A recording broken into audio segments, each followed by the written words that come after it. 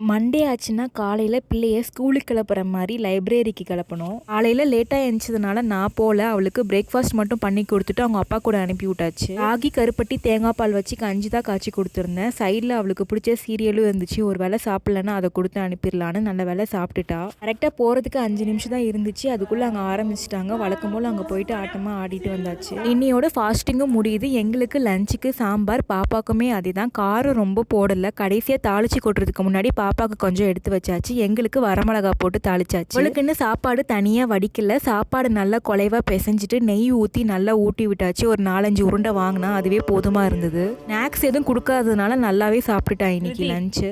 ஈவினிங்க்கு அவள் காலையில் மிச்சம் வச்ச ராகி கஞ்சியை ஃப்ரிட்ஜில் வச்சுருந்தேன். அதை எடுத்து இட்லி கொப்பரையில் இந்த மாதிரி சூடு பண்ணி ஊட்டி விட்டுட்டேன். காலையில் இதை சாப்பிட்றதுக்கு அவளுக்கு ரொம்பவே பிடிச்சிருந்துச்சு. அதனால ஈவினிங்க்குமே அதே கொடுத்துட்டேன், வேஸ்ட் பண்ண வேணான்னு. அதுக்கப்புறம் குட்டியாக ஒரு வாக் போயிட்டு வந்தாச்சு. நாளைக்கு மாவு அரைக்கணும். அதனால இன்னைக்கு ராகி மாவுக்கு ஊற வச்சாச்சு. நைட்டுக்கு இட்லி ஊற்றி மத்தியானம் வச்ச சாம்பாரில் காயெல்லாம் பெரக்கி பிசைஞ்சு ஊட்டி விட்டாச்சு.